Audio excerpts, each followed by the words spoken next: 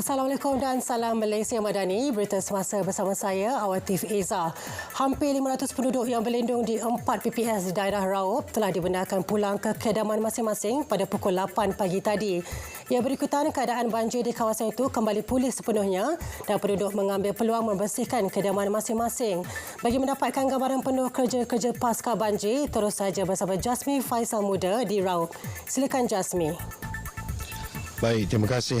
Keadaan banjir di daerah Raub kini pulih sepenuhnya dan semua 4 pusat pembinaan sementara PPS yang dibuka sejak beberapa hari lalu telah ditutup sepenuhnya pada jam 8 pagi tadi dan semua penduduk terjas telah dibenarkan pulang untuk membersihkan kediaman masing-masing.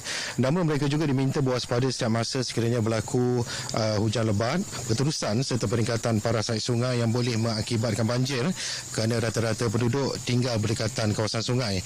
Dan saya kini berada di Kampung Perwas Raub yang merupakan lokasi terjas banjir dan ketika ini penduduk JAS sedang melakukan kerja-kerja membersihkan kediaman masing-masing dan lokasi ini juga difahamkan antara lokasi awal yang terjas akibat banjir, ekoran hujan lebat berterusan beberapa hari lalu serta peningkatan paras air sungai. Dan saudara, keadaan cuaca hari ini apa yang dapat saya kongsikan adalah keadaan baik dan paras air sungai di kawasan ini berada di bawah paras semasa. Dan sementara itu, menurut laman public info banjir, paras air di 8 stesen telah melepasi tahap bahaya iaitu di Jerantuk melibatkan Kuala Tahan, Sungai Tembeling di Kampung Bantal seberang, Sungai Tembeling di Kampung Merting, manakala di Maran stesen Sungai Luit di Kampung Subuh. Selain itu, di Rompin, stesen yang telah melepasi paras bahaya ialah Sungai Keratung di Jalan Kota Bahagia dan Sungai Rompin di Jambatan Kuantan Segamat, manakala di Pekan melibatkan stesen Sungai Pahang di Paluhinai dan Kuala Sungai Cini.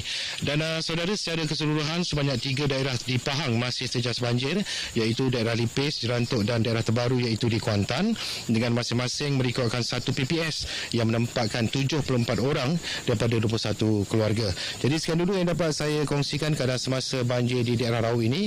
Kembali bersama rakan tugas di studio. Silakan. Baik, terima kasih Jasmi. Seorang penduduk di Kampung Lentang Dungun, Terengganu terpaksa mendapatkan bantuan untuk berpindah selepas rumahnya dinaiki air banjir semalam. Ini kerana penduduk terbabit yang dikenali sebagai Amrullah, 27 tahun itu, mengalami lumpuh akibat kecederaan tulang belakang.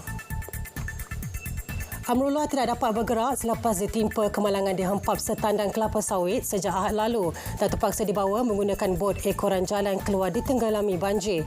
Menurut Kapten PA Ahmad Kamal, keadaan badan mangsa sukar bergerak menyebabkan operasi berkenaan terpaksa dilakukan dengan teliti.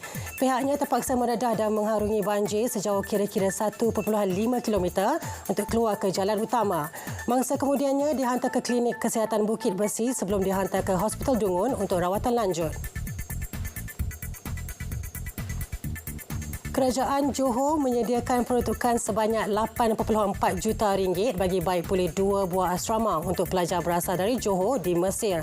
Kedua-dua asrama berkenaan akan memberikan suasana lebih kondusif kepada 250 pelajar dari negeri berkenaan yang sebelum ini terpaksa menginap di rumah sewa yang kurang selesa. Exco Hal Ehwal Agama Islam Muhammad Farid Muhammad Khalid berkata, bangunan asrama di Rabaah bakal menempatkan seramai 154 pelajar.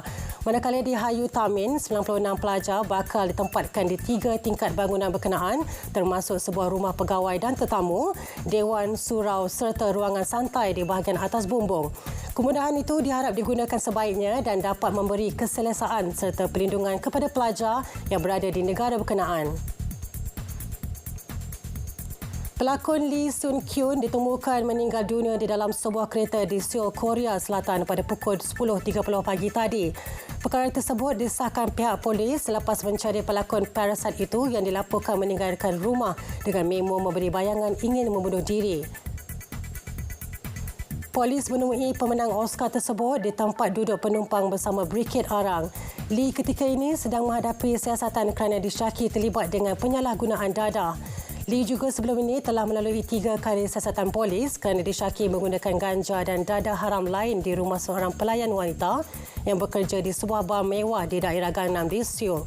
Pelakon itu mendakwa dia ditipu untuk mengambil dadah dan tidak mengetahui akan perkara itu. Lee diuji negatif dalam kedua-dua ujian yang dijalankan semasa siasatan polis. Berita semasa berakhir di sini. Dari sungai ke segara, Palestin pasti merdeka. Malaysia Madani tekad perpaduan penuhi harapan.